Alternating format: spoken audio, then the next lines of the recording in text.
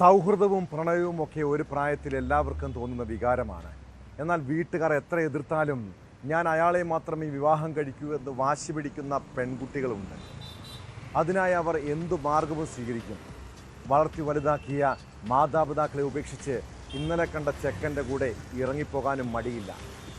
കോതമംഗലത്തെ 23-കാരിയുടെ ജീവിതത്തിൽ സംഭവിച്ച ദുരന്തവും ഇത്തരം പ്രണയക്കുരുക്കായിരുന്നു. അതിന് കാമുകൻ്റെ മാതാപിതാക്കളും കൂട്ടുനിൽക്കുന്ന സാഹചര്യം. ഇതുപോലെ ഒളിച്ചോടാനും വിവാഹം നടത്താനും ഒക്കെ കൂട്ടുനിൽക്കുന്ന വീട്ടുകാരാണ് മക്കളുടെ ഭാവിയെപ്പോലും തകർക്കുന്നത്. ഇടുക്കി കട്ടപ്പനയിൽ 17-കാരിയുമായി ഒളിച്ചോടിയ യുവാവിനെ സഹായിച്ചത് സ്വന്തം അമ്മാവനാണ്. നിലമ്പൂരിൽ പ്രണയിച്ച് വിവാഹം കഴിച്ച നവദമ്പതികളുടെ കൂട്ട ആത്മഹത്യയും ചർച്ച ചെയ്യണം. ആ വാർത്തകളിലേക്ക് പോകും മുൻപ് ആലപ്പുഴ പള്ളിപ്പുറത്തെ തിരോധാന കേസുകളിൽ പുറത്തുവരുന്ന പുതിയ വെളിപ്പെടുത്തലും പരിശോധിക്കുകയാണ് പോലീസ് പട്രോൾ. സ്വാഗതം.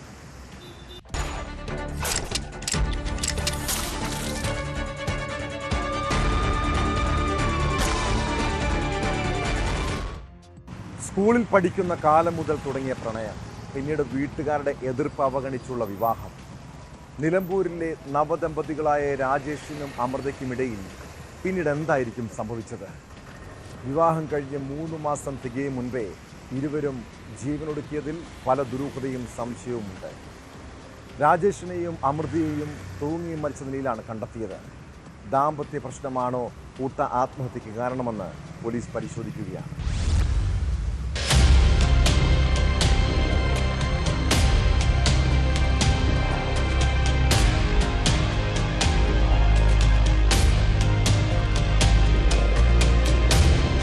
ബിന്ദു പത്മനാഭൻ തിരോധാനവുമായി ബന്ധപ്പെട്ട ബിന്ദുവിന്റെ അമ്പലപ്പുഴയിലെ ഭൂമി വാങ്ങിയ സതീശൻ എന്ന വ്യക്തിയാണ് നമ്മളോട് പ്രതികരിക്കുന്നത്.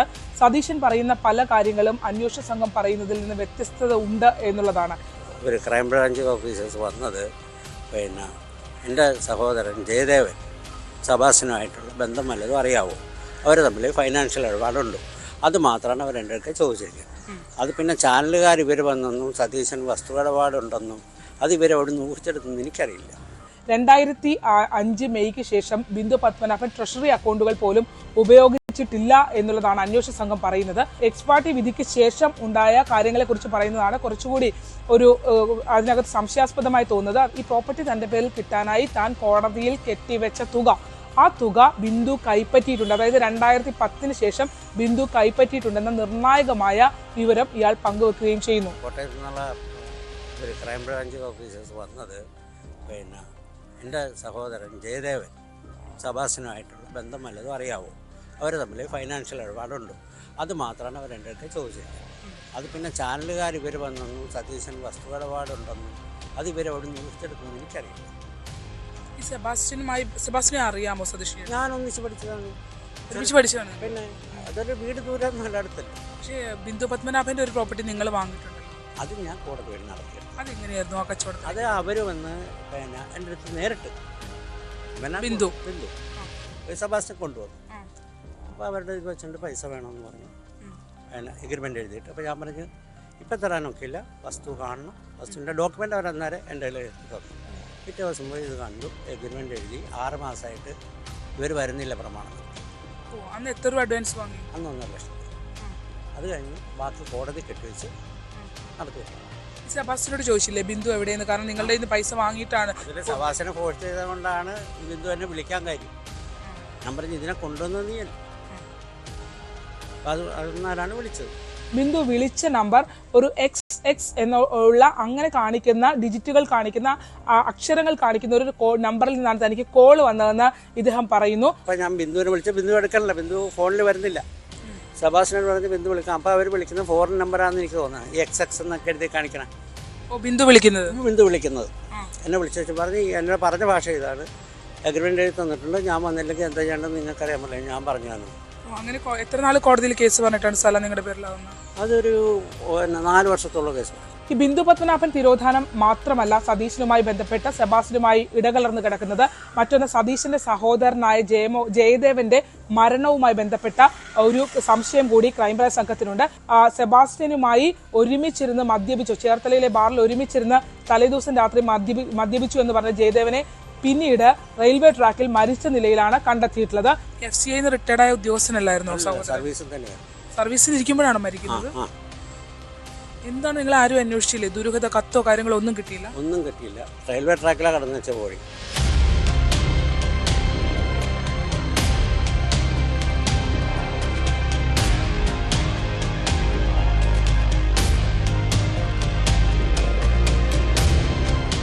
ആലപ്പുഴയിൽ നിന്നും ശരണ്യ സ്നേഹജൻ, ന്യൂസ് 18. സ്കൂളിൽ പഠിക്കുന്ന കാലം മുതൽ തുടങ്ങിയ പ്രണയം, പിന്നീട് വീട്ടുകാരുടെ എതിർപ്പ് അവഗണിച്ചുള്ള വിവാഹം. നിലമ്പൂരിലെ നവദമ്പതികളായ രാജേഷിനും അമൃതയ്ക്കുമിടയിൽ പിന്നീട് എന്തായിരിക്കും സംഭവിച്ചത്?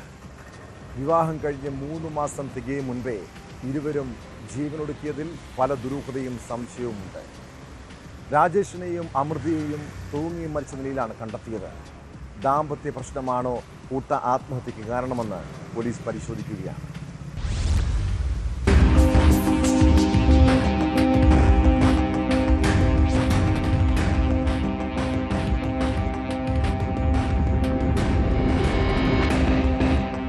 ശനിയാഴ്ച ഉച്ചയോടെയാണ് നാടിന് നടുക്കിയ സംഭവം.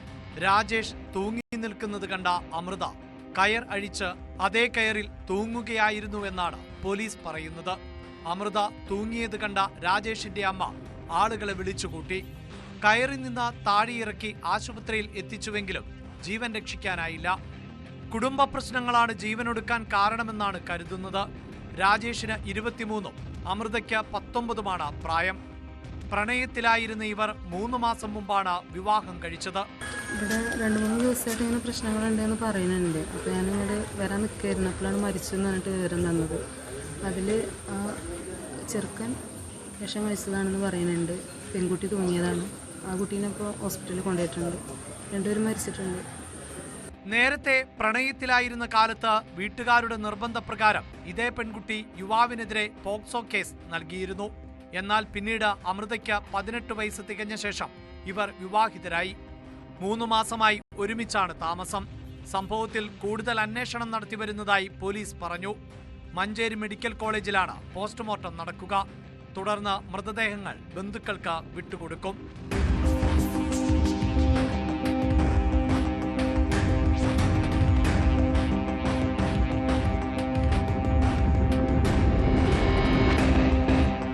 ന്യൂസ് 18 മലപ്പുറം. കോതമംഗലത്ത് 23-കാരി ആത്മഹത്യ ചെയ്ത് ഒരാഴ്ച പിന്നിടുമ്പോഴും റമീസിന്റെ മാതാപിതാക്കൾക്കായി പോലീസ് ഇരുട്ടിൽ തപ്പുകയാണ്. യുവതിയുടെ ആത്മഹത്യാക്കുറിപ്പിൽ ഇവരെക്കുറിച്ച് പരാമർശമുണ്ടായിട്ടും അടിയന്തര നടപടി സ്വീകരിക്കാതിരുന്നത് പോലീസിന്റെ ഭാഗത്തുണ്ടായ ഗുരുതര വീഴ്ചയാണ്. കേസിലെ പ്രതികളായ റഹീമും ഷെറിയും ഒളിവിലാണെന്ന് അന്വേഷണ സംഘം പറയുമ്പോഴും അവർ എറണാകുളം ജില്ല വിട്ടു പോകാനുള്ള സാധ്യതയില്ല. പ്രതികളുടെ ബന്ധുവീടുകൾ കേന്ദ്രീകരിച്ചാണ് ഇപ്പോൾ അന്വേഷണം നടക്കുന്നത്.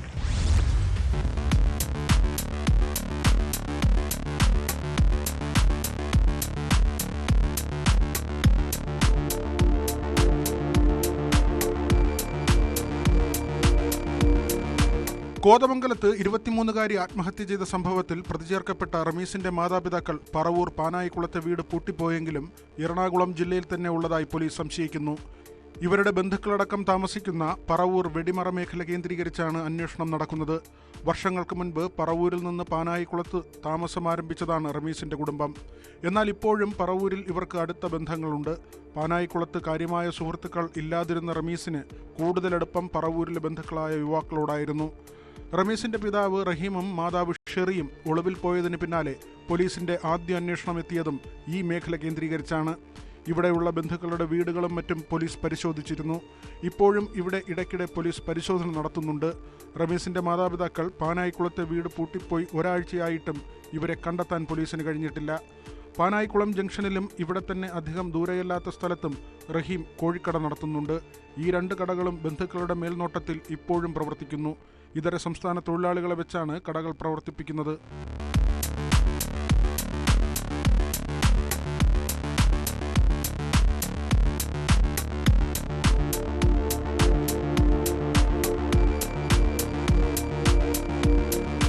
അതിനിടെ യുവതി ആത്മഹത്യ ചെയ്ത് ഇത്ര ദിവസം കഴിഞ്ഞിട്ടും നിർബന്ധിത മതപരിവർത്തന ശ്രമത്തിന് കേസെടുത്തിട്ടില്ലെന്ന് BJP നേതാവ് ഷോൺ ജോർജ് ആരോപിച്ചു. വീട്ടിൽ പൂട്ടിയിട്ട് മർദ്ദിച്ചിരുന്നു എന്നതടക്കമുള്ള കാര്യങ്ങൾ പുറത്തുവന്നു. എന്നിട്ടും ഇക്കാര്യത്തിൽ കേസെടുക്കാൻ നിയമമില്ല എന്നാണ് പോലീസ് പറയുന്നത്. നിയമം ഇല്ലെങ്കിൽ ഇത്തരത്തിൽ മർദ്ദിച്ച് നിർബന്ധിതമായി മതം മാറ്റുന്നത് കുറ്റകൃത്യമായി പ്രഖ്യാപിച്ച് നിയമം പാസ്സാക്കണമെന്നും ഷോൺ ജോർജ് ആവശ്യപ്പെട്ടു. ഈ കഴിഞ്ഞ ദിവസങ്ങളുണ്ടായ സംഭവവികാസങ്ങൾ, കോതമംഗലത്തെ സോണയുടെ മരണം, ഇതൊക്കെ കേരളമേറെ ചർച്ച ചെയ്യപ്പെട്ട വിഷയമാണ്. ഈ വിഷയത്തിൻ്റെ അടിസ്ഥാനത്തിൽ ലവ് ജിഹാദ് ഒരു ക്രിമിനൽ കുറ്റമായി പ്രഖ്യാപിക്കണമെന്ന് ഭാരതീയ ജനതാ പാർട്ടി ആവശ്യപ്പെടുകയാണ്. ഇവിടെ ഇത്രയും ദിവസം കഴിഞ്ഞിട്ടും നിർബന്ധിത മതപരിവർത്തനത്തിന് നിർബന്ധിച്ചു, അതിനുവേണ്ടി പാനായിക്കുളത്ത് ആ പെൺകുട്ടിയെ കൊണ്ട് പൂട്ടിയിട്ട് പീഡിപ്പിച്ചു എന്ന് മൊഴിയുണ്ടായിട്ടും പോലീസ് പറയുന്നത് ഞങ്ങൾക്ക് ഈ വിഷയത്തിൽ കേസെടുക്കാൻ നിയമമില്ല എന്നാണ്. അങ്ങനെ നിയമമില്ല എന്നുണ്ടെങ്കിൽ ആ നിയമം നിർമ്മിക്കുവാൻ, ഇതിനെ കുറ്റകൃത്യമായി പ്രഖ്യാപിക്കുവാൻ കേരള നിയമസഭ നിയമം പാസ്സാക്കണമെന്ന് ഭാരതീയ ജനതാ പാർട്ടി ആവശ്യപ്പെടുന്നു. ഈ മാസം 9-നാണ് മൂവാറ്റുപുഴ TTIയിലെ വിദ്യാർത്ഥിനിയായ കോതമംഗലം കറുകടം സ്വദേശിയായ യുവതിയെ ജീവനൊടുക്കിയ നിലയിൽ കണ്ടെത്തിയത്. ആൺ സുഹൃത്തായ റമീസും കുടുംബാംഗങ്ങളും മർദ്ദിച്ചെന്നും മതം മാറ്റാൻ ശ്രമിച്ചെന്നുമുള്ള ആത്മഹത്യാക്കുറിപ്പ് പോലീസ് കണ്ടെത്തിയിരുന്നു. അതിന് പിന്നാലെയാണ് റമീസിനെ പോലീസ് അറസ്റ്റ് ചെയ്തത്. ആത്മഹത്യാ പ്രേരണാ കുറ്റത്തിന് റമീസിന്റെ മാതാപിതാക്കളെയും പ്രതി ചേർത്തതോടെയാണ് ഇവർ ഒളിവിൽ പോയത്.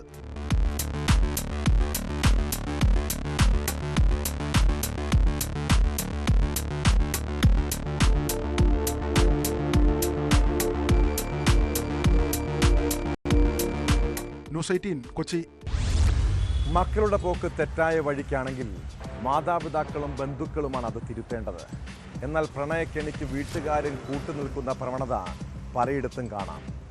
ഇടുക്കി കട്ടപ്പനയിൽ പ്രായപൂർത്തിയാകാത്ത പെൺകുട്ടിയെ തട്ടിക്കൊണ്ടുപോയത് യുവാവും അമ്മാവനും ചേർന്നാണ്. വെള്ളയാംകുടി സ്വദേശി അനന്തുവും പെൺകുട്ടിയും തമ്മിൽ പ്രണയത്തിലായിരുന്നു. 17-കാരിയുടെ കുടുംബം പ്രണയം എതിർത്തതോടെയാണ് അനന്തു അമ്മാവൻ സത്യൻ്റെ സഹായത്തോടെ കാമുകിയെ തട്ടിക്കൊണ്ടുപോയത്. എന്നാൽ പെൺകുട്ടിയുടെ വീട്ടുകാരുടെ പരാതിയിൽ കേസെടുത്ത് അന്വേഷണം നടത്തിയ പോലീസ് ഇരുവരെയും കണ്ടെത്തി. കട്ടപ്പന പോലീസ് അറസ്റ്റ് ചെയ്ത അനന്തുവിനെയും സത്യനെയും കോടതിയിൽ ഹാജരാക്കി റിമാൻഡ് ചെയ്തു.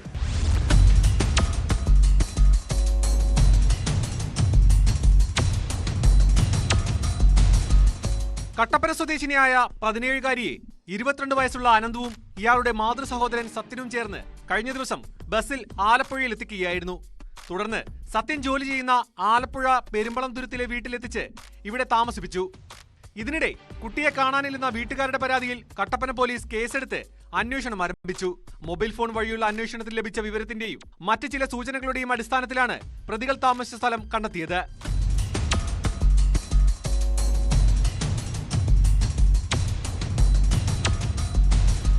പോലീസിന്റെ രഹസ്യനീക്കത്തിൽ ഇരുവരും പിടിയിലാവുകയായിരുന്നു. പെൺകുട്ടിയുമായി അനന്തു അടുപ്പത്തിലായിരുന്നു. പ്രതികൾക്കെതിരെ പോക്സോ നിയമപ്രകാരവും തട്ടിക്കൊണ്ടുപോകലിനുമാണ് കേസെടുത്തിട്ടുള്ളത്.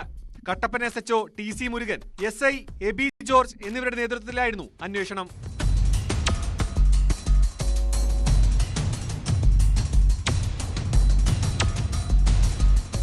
ന്യൂസ് 18 ഇടുക്കി. പെൺമക്കളുള്ള മാതാപിതാക്കളെ സംബന്ധിച്ച് ആശങ്കപ്പെടുത്തുന്ന വാർത്തകൾ നിത്യേന നമ്മൾ കേൾക്കാറുണ്ട്. കൊച്ചുകുട്ടികൾക്ക് പോലും ഈ നാട്ടിൽ സുരക്ഷയില്ലാത്ത അവസ്ഥ. കണ്ണൂരിൽ 10 വയസ്സുകാരിയെ ലൈംഗികാതിക്രമത്തിന് ഇരയാക്കിയത് അയൽവാസിയാണ്. ഭയന്നു വിറച്ച പെൺകുട്ടി ആദ്യം സ്വന്തം അമ്മയോട് പോലും കാര്യങ്ങൾ തുറന്നു പറഞ്ഞില്ല. പിന്നീട് ചൈൽഡ് ലൈനിൻ്റെ കൗൺസിലിങ്ങിലാണ് കുട്ടി ഇക്കാര്യങ്ങൾ വെളിപ്പെടുത്തിയത്. കേസിൽ തളിപ്പറമ്പ് മാർക്കറ്റിലെ വ്യാപാരി മധുസൂദനെ പോലീസ് അറസ്റ്റ് ചെയ്തു.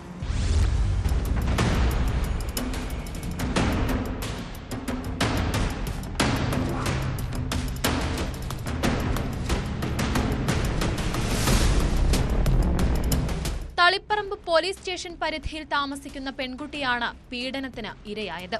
ഈ മാസം 10-നാണ് കേസിനാസ്പദമായ സംഭവം. കുട്ടിയെ മധുസൂദനൻ ചുംബിക്കുന്നതും മറ്റും ശ്രദ്ധയിൽപ്പെട്ടതിനെ തുടർന്ന് മാതാവ് ചൈൽഡ് ലൈനിൽ വിവരമറിയിക്കുകയായിരുന്നു. ചൈൽഡ് ലൈൻ അധികൃതർ കൗൺസിലിംഗ് നടത്തിയപ്പോഴാണ് പെൺകുട്ടി കാര്യങ്ങൾ വെളിപ്പെടുത്താൻ തയ്യാറായത്. തുടർന്ന് വിശദമായ മൊഴിയെടുത്ത ശേഷം പോലീസിൽ പരാതി നൽകുകയായിരുന്നു.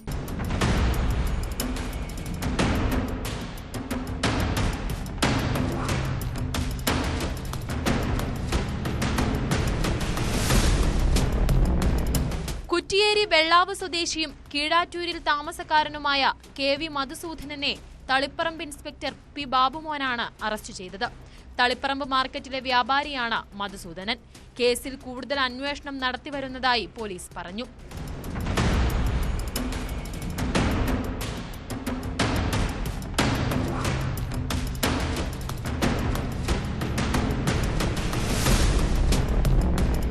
ന്യൂസ് 18 കണ്ണൂർ. വീട് വിട്ടിറങ്ങിയിട്ടും ഭർത്താവ് നോബി പിന്തുടർന്ന് ഉപദ്രവിച്ചു. മരിക്കുന്നതിൻ്റെ തലേന്നും അയാൾ ഫോണിൽ വിളിച്ച് ഭീഷണിപ്പെടുത്തി. മക്കളെയും കുട്ടിപ്പോയി മരിക്കുമെന്ന് ആക്രോശിച്ചു. ഏറ്റുമാനൂരിലെ ഷൈനിയും മക്കളും ആത്മഹത്യ ചെയ്യാനുള്ള കാരണം ഇതാണെന്നാണ് കുറ്റപത്രത്തിൽ പറയുന്നത്. ഭർത്താവിൻ്റെ പീഡനത്തെ തുടർന്നാണ് കൂട്ട ആത്മഹത്യയെന്ന് വ്യക്തമാക്കുന്നതാണ് കുറ്റപത്രം. Ettumanoor first class judicial magistrate കോടതിയിൽ പോലീസ് കുറ്റപത്രം സമർപ്പിക്കും. മകൾ 16 വർഷം നരകയാതനയാണ് അനുഭവിച്ചതെന്ന് പിതാവ് കുര്യാക്കോസ് പറഞ്ഞു.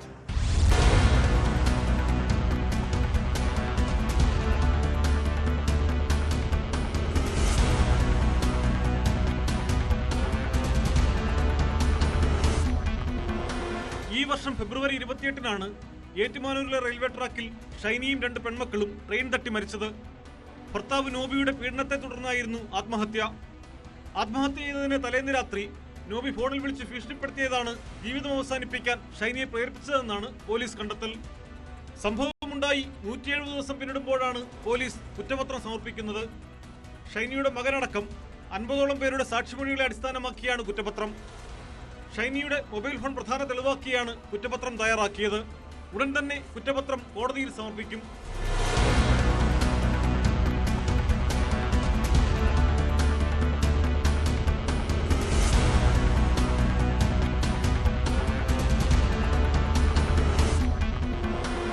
നേരത്തെയും ഷൈനിക്ക് നോബിയിൽ നിന്ന് ഗാർഹിക പീഡനം ഏൽക്കേണ്ടി വന്നതായി കുറ്റപത്രത്തിൽ ചൂണ്ടിക്കാട്ടുന്നു. നേരത്തെ തൊടുപുഴയിലെ ഭർത്തൃവീട്ടിൽ പീഡനമേൽക്കേണ്ടി വന്നതായി കാണിച്ച് ഷൈനി തന്നെ പോലീസിൽ പരാതി നൽകിയിരുന്നു. ഇതുൾപ്പെടെ പരാമർശിച്ചാണ് കുറ്റപത്രം. സംഭവത്തിന് പിന്നാലെ 1 മാസത്തോളം നോബി ജയിലിൽ കഴിഞ്ഞിരുന്നു. ഹൈക്കോടതി ജാമ്യം അനുവദിച്ചതോടെയാണ് പുറത്തിറങ്ങിയത്.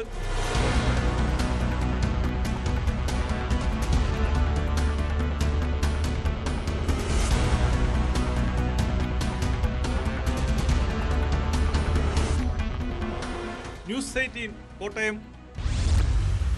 അന്ധവിശ്വാസങ്ങളുടെയും ആചാരങ്ങളുടെയും പേരിൽ ജനങ്ങളെ ചൂഷണം ചെയ്യുന്നവർക്ക് ആത്മീയത ഒരു കച്ചവടമാണ്. പൂജ, വഴിപാടുകൾ, പ്രത്യേക യാഗങ്ങൾ തുടങ്ങിയവയ്ക്കായി വൻതുക പിരിച്ചെടുക്കുകയും പിന്നീട് വാഗ്ദാനങ്ങൾ പാലിക്കാതെ മുങ്ങുകയും ചെയ്യുന്ന രീതിയാണ് പലർക്കും. ഗ്രഹനാഥന് ദുർമരണം സംഭവിക്കുമെന്നും പരിഹാര പൂജകൾ നടത്തണമെന്നും വിശ്വസിപ്പിച്ച് പണം തട്ടിയ സംഭവമുണ്ടായത് കൊല്ലത്താണ്. ഹൈദരാബാദിൽ സ്ഥിരതാമസമാക്കിയ മലയാളി കുടുംബത്തിൽ നിന്ന് ലക്ഷങ്ങൾ തട്ടിയെടുത്ത കേസിൽ പ്രതിയെ പോലീസ് അറസ്റ്റ് ചെയ്തു. പോരുവഴി സ്വദേശി പ്രസാദാണ് പിടിയിലായത്. ഇയാൾ സമാനമായ 6ഓളം കേസുകളിൽ പ്രതിയാണെന്ന് പോലീസ് പറയുന്നു.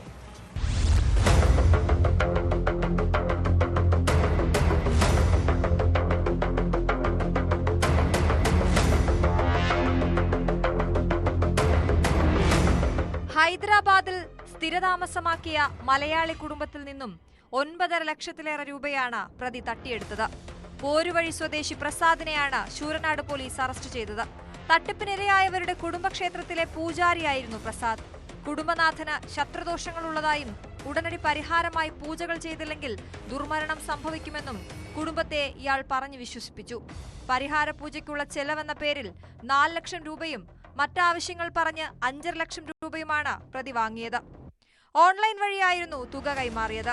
തുടർന്ന് പ്രതി കുടുംബക്ഷേത്രത്തിലെ ജോലി ഉപേക്ഷിച്ച് പോവുകയും ചെയ്തു.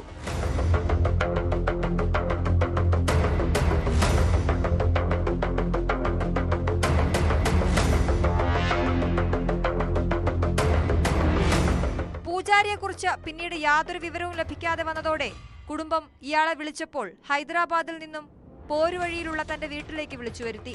അനുബന്ധ പൂജകൾ കൂടി ചെയ്യേണ്ടതുണ്ടെന്ന് പറഞ്ഞ് വിശ്വസിപ്പിക്കുകയും ചെയ്തു. കബളിപ്പിക്കപ്പെട്ടത് മനസ്സിലാക്കിയ മലയാളി കുടുംബം ശൂരനാട് പോലീസിൽ പരാതി നൽകുകയായിരുന്നു. SHO ജോസഫ് ലിയോണിന്റെ നേതൃത്വത്തിലുള്ള പോലീസ് സംഘമാണ് പ്രതിയെ പിടികൂടിയത്. ഇയാൾ സമാനമായ 6 പരം കേസുകളിൽ പ്രതിയാണെന്ന് പോലീസ് പറയുന്നു. കോടതിയിൽ ഹാജരാക്കിയ പ്രതിയെ റിമാൻഡ് ചെയ്തു.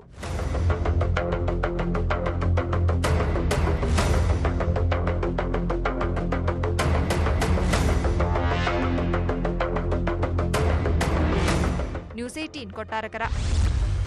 ധർമ്മസ്ഥല കൂട്ടക്കൊലപാതക കേസിലെ പോലീസിന്റെ തിരച്ചിലിൽ ഇതുവരെയും എന്താണ് കണ്ടെത്താൻ കഴിഞ്ഞത്?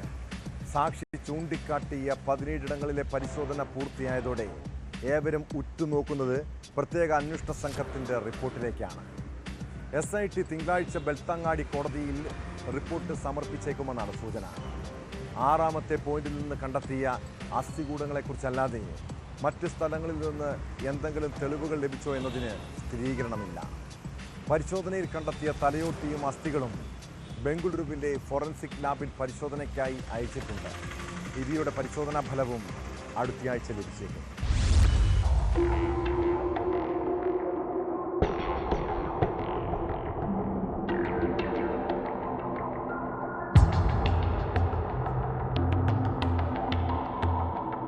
ധർമ്മസ്ഥല കൂട്ടക്കൊലപാതക പരമ്പര വെളിപ്പെടുത്തലിൽ പ്രത്യേക സംഘത്തിന്റെ അന്വേഷണം പൂർത്തിയായി. ഇതോടെയാണ് കേസിൽ അന്തിമ റിപ്പോർട്ട് കോടതിയിൽ സമർപ്പിക്കാൻ SIT ഒരുങ്ങുന്നത്. തിങ്കളാഴ്ചയോടെ ബെൽത്തങ്ങാടി പ്രിൻസിപ്പൽ സിവിൽ ജഡ്ജിക്കും ജുഡീഷ്യൽ ഫസ്റ്റ് ക്ലാസ് മജിസ്ട്രേറ്റിനും പൂർണ്ണമായ അന്വേഷണ റിപ്പോർട്ടായിരിക്കും സമർപ്പിക്കുക. അതിനു മുമ്പ് സംസ്ഥാന സർക്കാരിന് ഇടക്കാല റിപ്പോർട്ട് സമർപ്പിക്കില്ല എന്നാണ് ലഭിക്കുന്ന വിവരം. റിപ്പോർട്ട് സമർപ്പിച്ചതിന് ശേഷം BNS സെക്ഷൻ 193/9 പ്രകാരം കൂടുതൽ അന്വേഷണത്തിനായി SITക്ക് കോടതിയോട് അഭ്യർത്ഥിക്കാനും കഴിയും. റിപ്പോർട്ട് സമർപ്പിക്കാൻ SITക്ക് 90 ദിവസത്തെ സമയപരിധിയുണ്ട്. ഭാരതീയ ന്യായ സംഹിതയിലെ സെക്ഷൻ 183 പ്രകാരം ജൂലൈ 11-നാണ് സാക്ഷിയുടെ രഹസ്യമൊഴി കോടതിയിൽ രേഖപ്പെടുത്തിയത്. തുടർന്ന് ജൂലൈ 19-നാണ് കേസന്വേഷണത്തിനായി പ്രത്യേക സംഘം രൂപീകരിച്ചത്. മുൻ ശുചീകരണ തൊഴിലാളി ജൂലൈ 3-ന് ധർമ്മസ്ഥല പോലീസ് സ്റ്റേഷനിൽ സമർപ്പിച്ച പരാതിയിൽ 1995-നും 2014-നും ഇടയിൽ ധർമ്മസ്ഥല ക്ഷേത്ര ഭരണസമിതിയിൽ ജോലി ചെയ്തിരുന്നതായി വ്യക്തമാക്കിയിരുന്നു. പ്രായപൂർത്തിയാകാത്ത പെൺകുട്ടികൾ ഉൾപ്പെടെ 100ഓളം മൃതദേഹങ്ങൾ സൂപ്പർവൈസർമാരുടെ ഭീഷണിയെ തുടർന്ന് ധർമ്മസ്ഥലയിലെ വിവിധയിടങ്ങളിൽ മറവ് ചെയ്തിട്ടുണ്ടെന്നായിരുന്നു മൊഴി.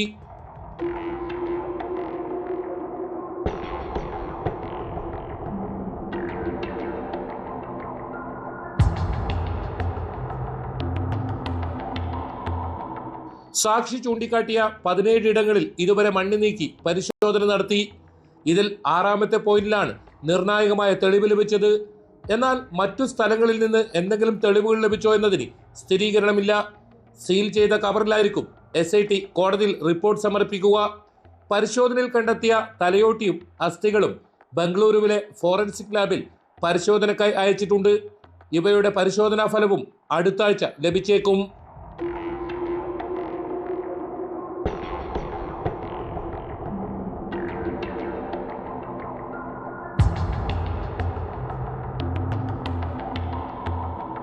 ന്യൂസ്18 ധർമ്മസ്ഥല.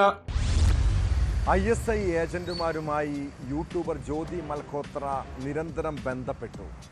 പാക് ഏജന്റുമാർക്ക് വളരെ കാലമായി തന്ത്രപ്രധാനമായ വിവരങ്ങൾ കൈമാറുകയും അവരുമായി പതിവായി ബന്ധം പുലർത്തുകയും ചെയ്തിരുന്നു. ഹിസാർ പോലീസ് സമർപ്പിച്ച കുറ്റപത്രത്തിൽ ജ്യോതിയുടെ ചാരപ്രവർത്തനങ്ങളെക്കുറിച്ച് അക്കമിട്ട് നിരത്തുന്നുണ്ട്.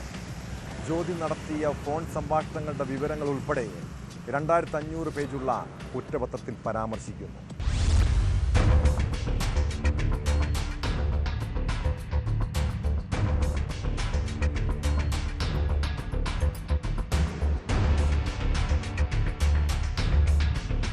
യൂട്യൂബർ ജ്യോതി മൽഹോത്രയ്ക്കെതിരെ ശക്തമായ തെളിവുകളുണ്ടെന്നാണ് ഹിസാർ പോലീസ് പ്രാദേശിക കോടതിയിൽ സമർപ്പിച്ച കുറ്റപത്രത്തിൽ പറയുന്നത്.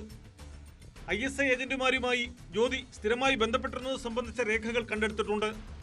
ഏറെക്കാലമായി ഇവർ ചാരവൃത്തി തുടരുകയായിരുന്നുവെന്നും പ്രത്യേക അന്വേഷണ സംഘം സമർപ്പിച്ച 2500 പേജുകളുള്ള കുറ്റപത്രത്തിൽ പറയുന്നു.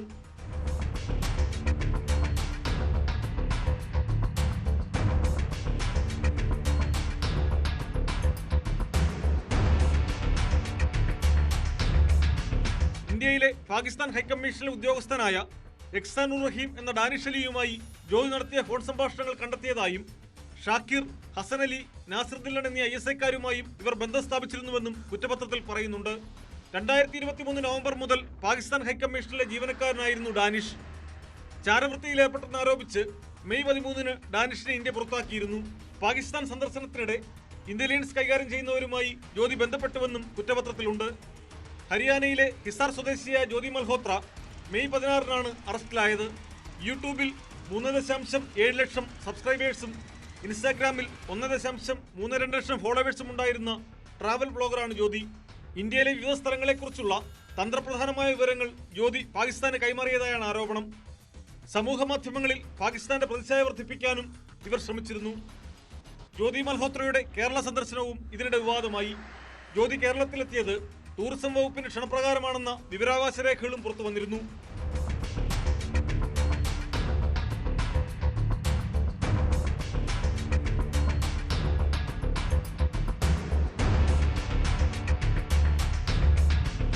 News desk, news 18. കൊല്ലത്ത് ആരാധനാലയങ്ങൾ കേന്ദ്രീകരിച്ച് മോഷണം വർദ്ധിക്കുകയാണ്.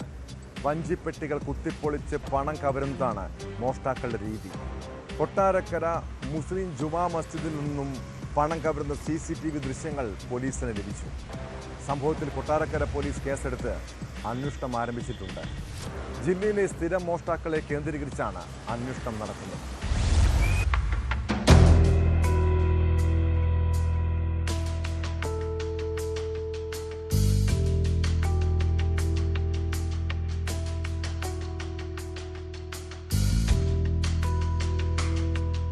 കഴിഞ്ഞ ദിവസമായിരുന്നു കേസിനാസ്പദമായ സംഭവം ഉണ്ടായത്. കൊട്ടാരക്കര കോട്ടപ്പുറം മുസ്ലിം ജുമാ മസ്ജിദിൽ മോഷണം നടക്കുകയായിരുന്നു. നമുക്ക് ദൃശ്യങ്ങളിൽ കാണാം. ഈ വഞ്ചിപ്പെട്ടിയുടെ പൂട്ട് പൊളിക്കുകയും മോഷ്ടാവ് വഞ്ചിപ്പെട്ടിയിലുണ്ടായിരുന്ന പണം അപഹരിക്കുകയും ചെയ്തിട്ടുണ്ട്. ഇതിൻ്റെ ദൃശ്യങ്ങൾ സമീപത്ത് വെച്ചിരിക്കുന്ന CCTV ദൃശ്യങ്ങളിൽ കൃത്യമായി ഇതിൻ്റെ ദൃശ്യങ്ങൾ പതിയുകയും ചെയ്തു. പുലർച്ചെയാണ് ഈ മോഷണ വിവരം അറിയുന്നത്. പള്ളിയുടെ അധികൃതർ ഇവിടെ എത്തുമ്പോൾ ഇതിൻ്റെ പൂട്ട് പൊളിച്ച ഒരു അവസ്ഥയിലായിരുന്നു. അങ്ങനെയാണ് ഇവരുടെ CCTV ദൃശ്യങ്ങൾ പരിശോധിച്ചത്. അപ്പോൾ അടിവസ്ത്രം മാത്രം ധരിച്ചുകൊണ്ട് ഉള്ള ഒരു മോഷ്ടാവ് ഇവിടെ എത്തുകയും പൂട്ട് പൊളിക്കുകയും ഇവിടെ നിന്നും പണം അപഹരിക്കുകയും ചെയ്യുന്ന ദൃശ്യങ്ങളാണ് കൃത്യമായി ലഭിച്ചിരിക്കുന്നത്.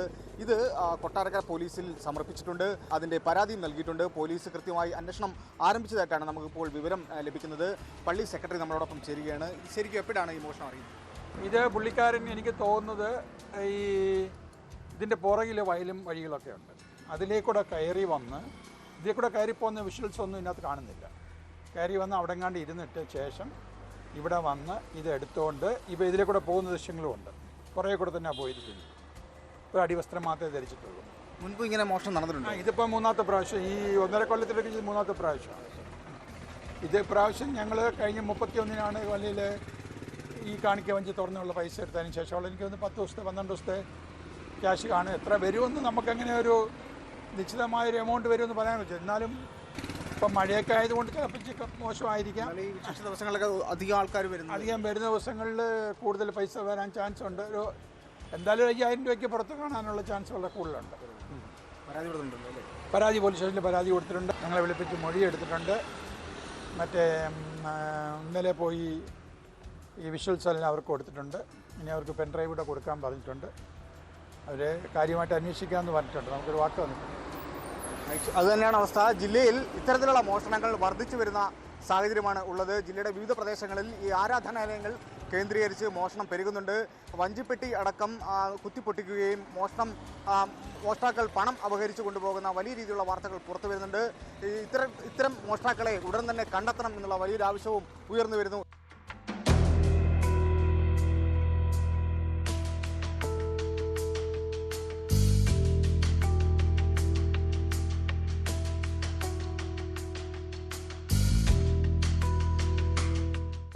ന്യൂസ് 18 കൊട്ടാരക്കര. കണ്ണൂർ മുൻ ADM നവീൻ ബാബു കൈക്കൂലി വാങ്ങിയതിന് തെളിവും ജില്ലാ കളക്ടറുടെ മൊഴിയെക്കുറിച്ച് റിപ്പോർട്ടിൽ പരാമർശവുമുണ്ട്. നവീൻ ബാബുവിൻ്റെ കുടുംബത്തിൻ്റെ വാദം തെറ്റാണെന്ന് ചൂണ്ടിക്കാട്ടി പോലീസ് സമർപ്പിച്ച റിപ്പോർട്ട് ആരെ സംരക്ഷിക്കാനാണ്? മരണത്തിൽ തുടരന്വേഷണം ആവശ്യപ്പെട്ട് ഭാര്യ മഞ്ജുഷ നൽകിയ ഹർജി തള്ളണമെന്നാണ് കണ്ണൂർ ജുഡീഷ്യൽ 1ാം ക്ലാസ് മജിസ്ട്രേറ്റ് കോടതിയിൽ നൽകിയ റിപ്പോർട്ടിൽ പോലീസിൻ്റെ ആവശ്യം. മഞ്ജുഷ നൽകിയ ഹർജി പരിഗണിക്കുന്നത് കോടതി ഈ മാസം 23-ലേക്ക് മാറ്റി. കുറ്റപത്രത്തിലെ 13 പിഴവുകൾ ചൂണ്ടിക്കാട്ടിയാണ് ഹർജി.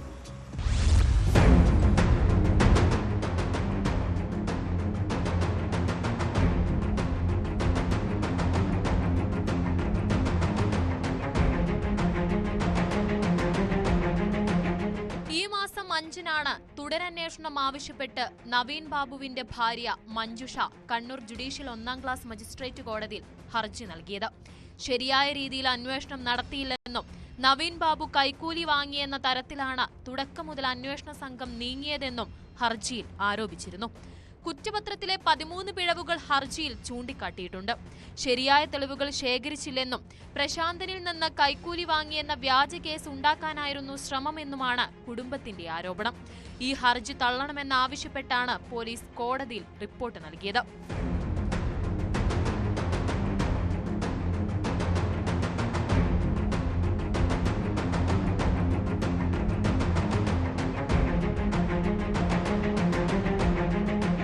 മുഴുവൻ കാര്യങ്ങളും സമഗ്രമായി പരിശോധിച്ച് അന്വേഷണം നടത്തുകയും പ്രതിയായ മുൻ ജില്ലാ പഞ്ചായത്ത് പ്രസിഡന്റ് പി ദിവ്യ കുറ്റക്കാരിയാണെന്ന് കണ്ടെത്തുകയും ചെയ്തതാണ്. അന്വേഷണം CBIക്ക് കൈമാറണമെന്നാവശ്യപ്പെട്ടുള്ള ഹർജി ഹൈക്കോടതിയും സുപ്രീം കോടതിയും തള്ളിയിരുന്നു. അതിനാൽ നിയമപരമായും വസ്തുതാപരമായും നിലനിൽക്കാത്ത ഹർജി തള്ളിക്കളയണമെന്നാണ് അന്വേഷണ ഉദ്യോഗസ്ഥനായ Kannur town police inspector Sreejith Koderi സമർപ്പിച്ച റിപ്പോർട്ടിൽ പറയുന്നത്. തുടരന്വേഷണം വേണമെന്ന ആവശ്യത്തെ പ്രതി പി ദിവ്യയുടെ അഭിഭാഷകൻ കെ വിശ്വനും എതിർത്തു. തുടരന്വേഷണം എന്ന ആവശ്യത്തിനായി ഉന്നയിച്ച കാര്യങ്ങൾ നിലനിൽക്കുന്നതല്ല. എല്ലാ തെളിവുകളും പോലീസ് ശേഖരിച്ചതാണ്. കേസ് നീട്ടിക്കൊണ്ടു പോകാനാണ് ഹർജി നൽകിയതെന്നും പ്രതിഭാഗം ആരോപിച്ചു. കേസ് പരിഗണിക്കുന്നത് കോടതി ഈ മാസം 23 മാറ്റി.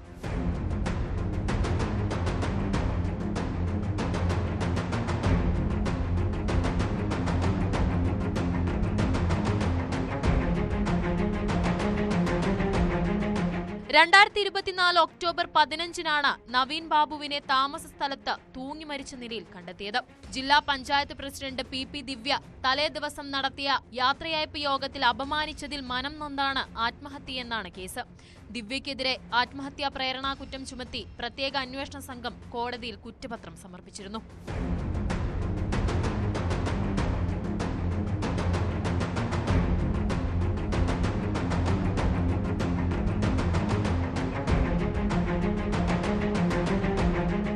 ന്യൂസ് 18 കണ്ണൂർ. സ്വർണ്ണക്കടത്ത് കേസിൽ ഇടപെട്ട് സാമ്പത്തിക ലാഭമുണ്ടാക്കി, തേക്ക് മുറിച്ചു കടത്തി, കവടിയാറിൽ കോടിക്കണക്കിന് രൂപ മുടക്കി ആഡംബര വീട് നിർമ്മാണം, ധനസമ്പാദനത്തിൽ ക്രമക്കേട് തുടങ്ങിയ പരാതികളിലൊന്നും കഴമ്പില്ല. ADGP MR അജിത് കുമാറിനെതിരെ ഒരു തെളിവും കണ്ടെത്താൻ കഴിഞ്ഞില്ല. അജിത് കുമാറിനെ വെള്ളപൂശി വിജിലൻസ് സമർപ്പിച്ച റിപ്പോർട്ടിൽ പറയുന്ന കാര്യങ്ങളാണിത്. പരാതിക്കാരൻ പറഞ്ഞതെല്ലാം കളവാണെന്ന് തെളിയിക്കുന്നതാണ് പുറത്തു വന്ന റിപ്പോർട്ട്. നിയമവിരുദ്ധമായി ഒന്നും നടന്നിട്ടില്ലെന്നും SP ഓഫീസ് വളപ്പിലെ മരം മുറി നടപടിക്രമം പാലിച്ചായിരുന്നുവെന്നും റിപ്പോർട്ടിൽ പറയുന്നു.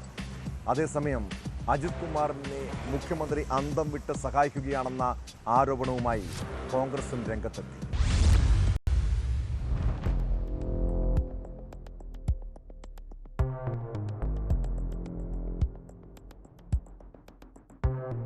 ക്രമസമാധാന ചുമതലയിലുണ്ടായിരുന്ന ADGP MR അജിത് കുമാറിനെതിരെ MLA ആയിരുന്ന PV അൻവർ ഉന്നയിച്ച ഗുരുതര ആരോപണങ്ങളുമായി ബന്ധപ്പെട്ട് വിജിലൻസ് നടത്തിയ വിശദമായ അന്വേഷണത്തിന് ശേഷമാണ് ക്ലീൻ ചിറ്റ് റിപ്പോർട്ട് കോടതിയിൽ സമർപ്പിച്ചത്. പക്ഷേ കോടതി കഴിഞ്ഞ ദിവസം ഈ റിപ്പോർട്ട് തള്ളിക്കൊണ്ട് കോടതിയുടെ നേരിട്ടുള്ള മേൽനോട്ടത്തിൽ തുടരന്വേഷണം നടത്താൻ ഉത്തരവിടുകയായിരുന്നു. അതേസമയം ഈ ക്ലീൻ ചിറ്റ് നൽകിക്കൊണ്ട് വിജിലൻസ് കോടതിയിൽ സമർപ്പിച്ച റിപ്പോർട്ടാണ് ഇപ്പോൾ പുറത്തായിരിക്കുന്നത്. അതിൽ പ്രധാനമായി PV അൻവർ MR അജിത് കുമാറിനെതിരെ ഉന്നയിച്ച മുഴുവൻ ഗുരുതരമായ ആരോപണങ്ങളും നിഷേധിച്ചുകൊണ്ട് അത് മുഴുവൻ വാസ്തവ വിരുദ്ധമാണ് എന്ന് പരാമർശിച്ചുകൊണ്ടുള്ള റിപ്പോർട്ടിലെ വിശദാംശങ്ങളാണ് പുറത്തു വന്നിരിക്കുന്നത്. പ്രധാനമായി എടുത്തു പറയുന്നത് സ്വർണ്ണക്കടത്ത് കേസുമായി ബന്ധപ്പെട്ട് ADGP MR അജിത് കുമാറിനെതിരെ ഉന്നയിച്ച ആരോപണങ്ങൾ മുഴുവൻ വാസ്തവ വിരുദ്ധമാണ്.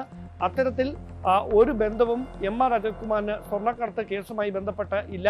അദ്ദേഹത്തെ വ്യക്തിഹത്യ നടത്താനുള്ള നീക്കത്തിന്റെ ഭാഗമായാണ് ഇങ്ങനെയൊരു ആരോപണം ഉന്നയിക്കപ്പെട്ടത് എന്നാണ് അതുമായി ബന്ധപ്പെട്ടുള്ള പരാമർശം. അതോടൊപ്പം മരമുറി കേസുമായി ബന്ധപ്പെട്ട് നിയമവിരുദ്ധമായ ഒരു നടപടികളും ഉണ്ടായിട്ടില്ല. ക്രമപ്രകാരം തന്നെ നിയമപ്രകാരമുള്ള നടപടികൾ പാലിച്ചുകൊണ്ടാണ് മരമുറിയുമായി ബന്ധപ്പെട്ട നടപടികൾ നടന്നിരിക്കുന്നത്. അതിലുൾപ്പെടെ MR അജിത് കുമാറിനെ ബോധപൂർവം കരിവാരി തേക്കാനുള്ള ശ്രമമാണ് നടന്നത് എന്നാണ് ഈ റിപ്പോർട്ടിലെ പരാമർശം.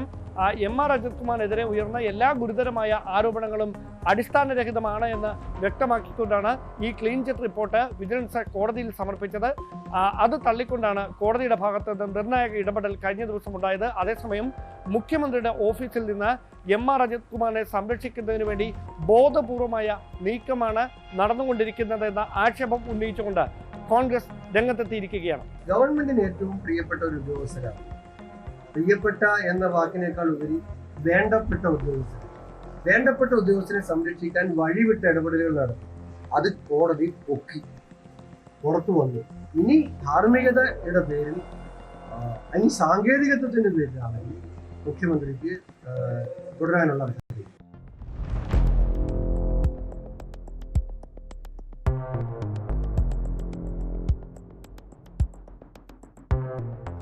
തിരുവനന്തപുരം നന്ദിയോട് സ്കൂൾ പാർലമെന്റ് തെരഞ്ഞെടുപ്പുമായി ബന്ധപ്പെട്ട ആഹ്ലാദ പ്രകടനത്തിനിടെ വിദ്യാർത്ഥികൾക്ക് മദ്യം വിതരണം ചെയ്തതായി ആരോപണം. തെരഞ്ഞെടുപ്പ് വിജയാഘോഷവുമായി ബന്ധപ്പെട്ട് മദ്യവിതരണം നടന്നതായാണ് KSU ഉന്നയിക്കുന്ന ആക്ഷേപം. വിദ്യാർത്ഥികൾക്ക് മദ്യം കുപ്പിയിൽ പകർന്നു നൽകുന്ന ദൃശ്യങ്ങളും പുറത്തുവന്നു. മദ്യം നൽകിയത് ആരാണെന്ന് കണ്ടെത്താൻ പരിശോധന തുടരുകയാണെന്ന് പാലോട് പോലീസ് അറിയിച്ചു.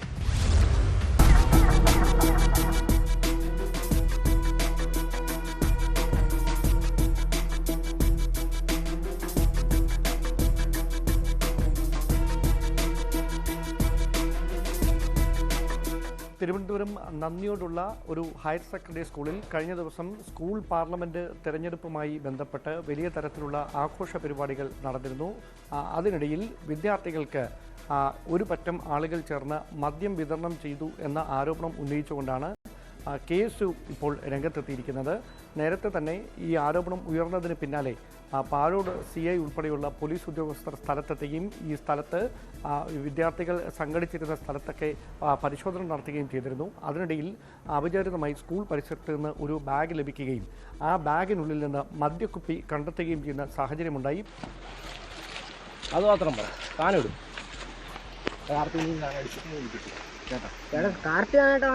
എന്താ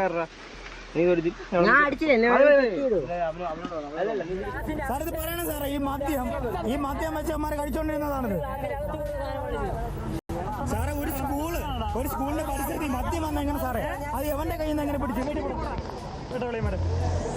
ഈ ബാഗ് വിദ്യാർത്ഥികളുടേതാണോ പുറത്തുള്ള മറ്റാരുടേതെങ്കിലും ആണോ എന്ന കാര്യത്തിൽ ഇപ്പോഴും ഒരു സ്ഥിരീകരണം ഉണ്ടായിട്ടില്ല. കാരണം ബാഗിൽ മദ്യക്കുപ്പി മാത്രമാണ് ഉണ്ടായിരുന്നത്. അതുകൊണ്ട് തന്നെ ഇത് സ്കൂൾ വിദ്യാർത്ഥികളുടേതാണ് എന്ന് ഉറപ്പിക്കാൻ കഴിയാത്ത സ്ഥിതിയാണ് എന്ന നിലപാടിലാണ് പോലീസ് ഉള്ളത്. CCTV ദൃശ്യങ്ങൾ അടക്കം വിശദമായി പരിശോധിക്കുന്നതിലൂടെ ഈ ബാഗിൻ്റെ ഉടമയെ കണ്ടെത്താനാകുമെന്ന പ്രതീക്ഷയിലാണ് പോലീസ്. അതേസമയം ഇത് ബോധപൂർവമായി വിദ്യാർത്ഥികൾക്ക് മദ്യം വിതരണം ചെയ്യുകയായിരുന്നു തിരഞ്ഞെടുപ്പ് അട്ടിമറിക്കാൻ എന്ന ആക്ഷേപം ഉന്നയിച്ചുകൊണ്ടാണ് KSU രംഗത്തെത്തിയിരിക്കുന്നത്. പോലീസിൻ്റെ അന്വേഷണം നടക്കുന്നില്ല എങ്കിൽ പ്രതിഷേധം വ്യാപിപ്പിക്കും എന്ന നിലപാടിലാണ് പ്രതിപക്ഷ വിദ്യാർത്ഥി സംഘടനകൾ.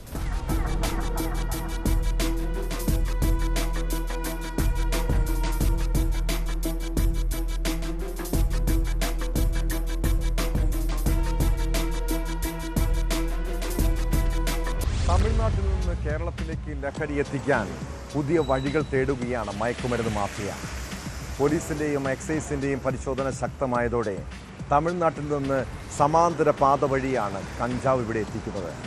കഴിഞ്ഞ പുലർച്ചെ പോലീസ് രാമക്കൽമേട്ടിൽ പട്രോളിംഗ് നടത്തുന്നതിനിടെ സംശയാസ്പദമായ സാഹചര്യത്തിൽ കാറിൽ യുവാക്കളെ കണ്ടെത്തി. വാഹനം പരിശോധിച്ചപ്പോൾ 4 കിലോ കഞ്ചാവ്. കേസിൽ 5 അംഗ സംഘത്തെ പോലീസ് അറസ്റ്റ് ചെയ്തു.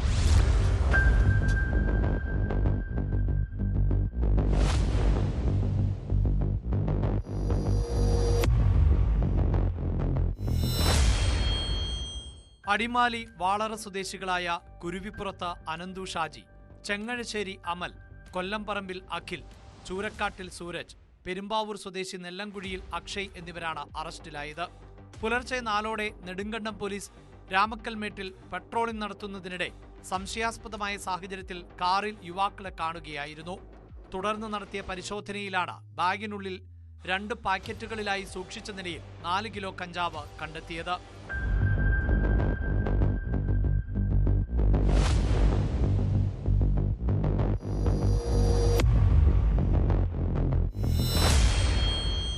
തമിഴ്നാട്ടിൽ നിന്നും രാമക്കൽമേട്ടിലേക്കുള്ള സമാന്തര പാതയിലൂടെ കാൽനടയായാണ് യുവാക്കൾ കഞ്ചാവ് കൊണ്ടുവന്നത് എന്ന് പോലീസ് പറഞ്ഞു. ഇന്ന് വെളുപ്പിന് 3 മണിക്ക് സ്റ്റേഷനിൽ നിന്ന് ഞങ്ങൾ പട്രോളിംഗ് ഇറങ്ങിയാണ്. അപ്പോൾ ഒരു ഏകദേശം 4 മണിയോടുകൂടി രാമക്കൽമേട് ഭാഗത്ത് ഒരു കാർ കിടക്കുന്നത്, അതിനുള്ളിൽ 5 പേർ ഇരിക്കുന്നതിനുണ്ട്. നമ്മൾ ചോദിച്ചപ്പോൾ അവരുടെ പരിങ്ങൽ കണ്ട് സംശയം തോന്നിയപ്പോഴാണ് ഈ വണ്ടിയിലെ പുറകിൽ ഒരു ബാഗ് കണ്ടത്. ബാഗ് കണ്ട് ഒരു കവറിനകത്താക്കി കുഞ്ഞ 2 പാക്കറ്റ് കണ്ടു. എൻ്റെ ചോദിച്ചത് അവർ പറഞ്ഞു കഞ്ചാവാണ് തമിഴ്നാട്ടിൽ കൊണ്ടുവന്നാണ്, വിൽപ്പനയ്ക്ക് കൊണ്ടുവന്നാണെന്ന് പറഞ്ഞു. അങ്ങനെ മമ്മിട്ട് ഇൻസ്പെക്ടറെ വിളിച്ച് അദ്ദേഹം പരിശോധന സാന്നിധ്യത്തിൽ ദേഹപരിശോധന നടത്തി. ഈ വാഹനവും അതുപോലെ തന്നെ വിളിച്ചിട്ട് കഞ്ചാവായിട്ട് സ്റ്റേഷനിൽ വന്നു. ടൂറിസം മേഖലയിലടക്കം ചില്ലറ വിൽപ്പന നടത്തുന്നതിനായാണ് ഇവർ തമിഴ്നാട്ടിൽ നിന്നും കഞ്ചാവ് എത്തിച്ചത്.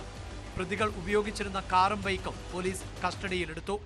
പ്രതികളെ നെടുങ്കണ്ടം കോടതിയിൽ ഹാജരാക്കി.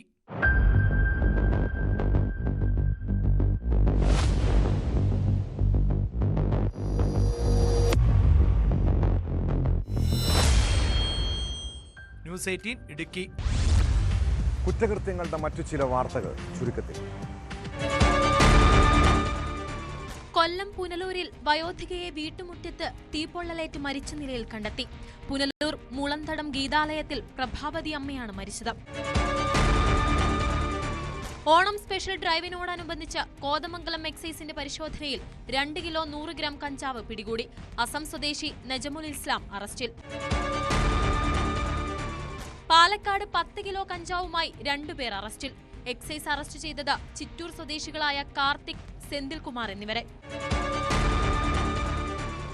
യഥാർത്ഥ വിവരം മറച്ച് വിവാഹം കഴിച്ചെന്നും മറ്റൊരു യുവതിയുമായി ബന്ധമുണ്ടെന്നും ആരോപിച്ച് ഭാര്യ നൽകിയ പരാതിയിൽ പാകിസ്ഥാൻ സ്വദേശി ഹൈദരാബാദിൽ അറസ്റ്റിൽ.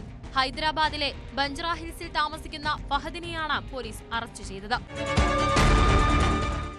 ആത്യന്തികമായി ഓരോ മനുഷ്യരും ജീവിക്കുന്നത് സ്വന്തം സന്തോഷത്തിനും സുഖത്തിനും വേണ്ടിയാണല്ലേ. എന്നാൽ എനിക്ക് സുഹൃത്തുക്കളിൽ നിന്നും കുടുംബത്തിൽ നിന്നും സന്തോഷം ലഭിക്കുന്നില്ല എന്ന് പറയുന്നവരെ കാണാറുണ്ട്. അവരുടെ ജീവിതമെന്നും നിരാശയുടെ പടുകുഴിയിലായിരിക്കും. എവിടെയാണ് എൻ്റെ സന്തോഷമെന്ന് ചിന്തിക്കുന്നവരോട് ഒന്ന് ചോദിക്കട്ടെ. സ്വന്തം പങ്കാളിക്കും സുഹൃത്തുക്കൾക്കും കുടുംബത്തിലുള്ളവർക്കും നിങ്ങൾ സന്തോഷം കൊടുക്കാറുണ്ടോ? നിങ്ങളുടെ ഉള്ളിൽ സന്തോഷം ഉണ്ടായിരുന്നുവെങ്കിൽ അത് അങ്ങോട്ട് കൊടുക്കുകയും ആ ആനന്ദം നിങ്ങളുടെ ജീവിതത്തിൽ പ്രതിഫലിക്കുകയും ചെയ്യും. എന്നാൽ ഇവിടെ തിരിച്ചാണ്. നമ്മുടെ ചിന്തകളും കാഴ്ചപ്പാടുമാണ് നമ്മളെ നന്മയിലേക്കും സന്തോഷത്തിലേക്കും നയിക്കുന്നതെന്ന തിരിച്ചറിവുണ്ടാകട്ടെ. ഇതോടെ പോലീസ് പട്രോൾ പൂർണ്ണമാകുന്നു. നമസ്കാരം.